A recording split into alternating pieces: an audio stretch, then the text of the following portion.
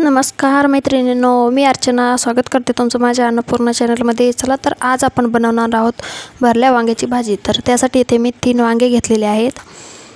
तर त्याचे वरचे देठ काढून टाकायचे, जास्त नाही काढायचे, थोडे थोडे काढून टाकायचे आणि त्याला जे काटे असतात ते काटे काढून टाकायचे।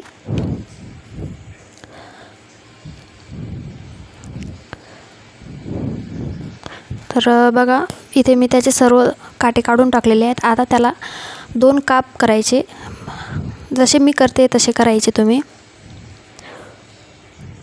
आणि ह्यामध्ये बघायचे आळी वगैरे किडे काही आहेत का। तर बैंगनाला काप करून झालेले आहेत। आता इथे मी एका कटोऱ्यामध्ये पाणी घेतलेले आहे।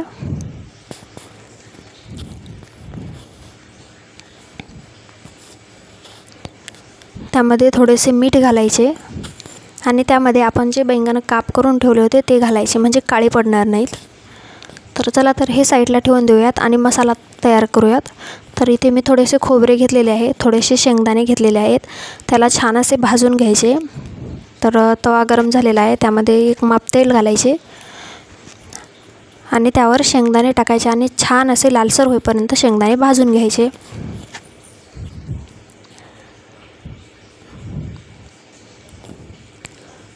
एक वेळेस ही रेसिपी नक्की ट्राय करून बघा, खूप छान लागते आणि कशी झाली ते मला कमेंटमध्ये नक्की सांगा।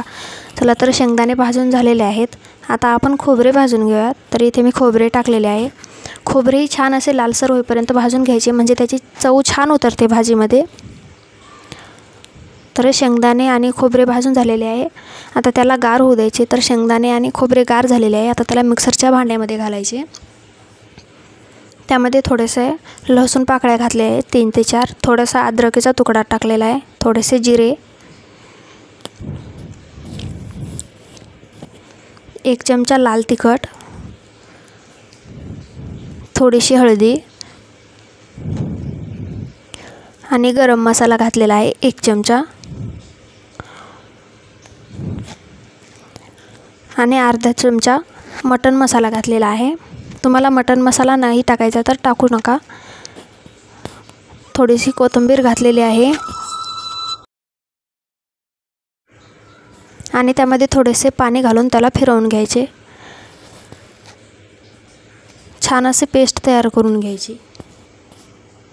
चला तर आता फोडणी घालूयात। त्यासाठी इथे मी कढई घेतलेली आहे, त्यामध्ये 2 चमचे तेल घातलेले आहे।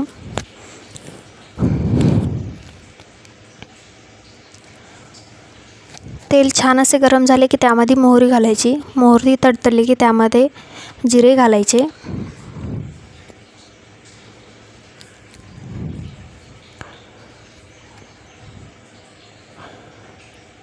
मोहरी आणि जिरे छान असे तडतडू द्यायचे, जास्त करपवू द्यायचे नाही, मंद आचेवर तेल गरम होऊ द्यायचे आणि त्यामध्ये आपण जो मसाला तयार करून घेतला होता तो घालायचा। तर चला तर वांगी आपले छान असे पाण्यामध्ये थोडे मुरलेले आहेत, म्हणजे काळे पडलेले नाही आहेत आणि मसालाही परतत आहे छान असा। तर जोपर्यंत त्या मसाल्याला तेल सुटत नाही तोपर्यंत त्याला मिक्स करायचे आणि आता त्यामध्ये पाणी घालायचे। तुम्हाला हवे तसे करू शकता, तुम्हाला घट्ट जर पाहिजे असेल तर पाणी थोडे कमी घाला। आता ह्याला मिक्स करून घ्यायचे।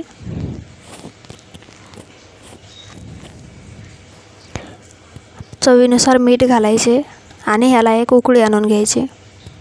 चला तर उकळी आलेली आहे। आता उकळी आल्यानंतर ह्यामध्ये आपण जे बैंगनाला काप करून घेतले होते ते बैंगन घालायचे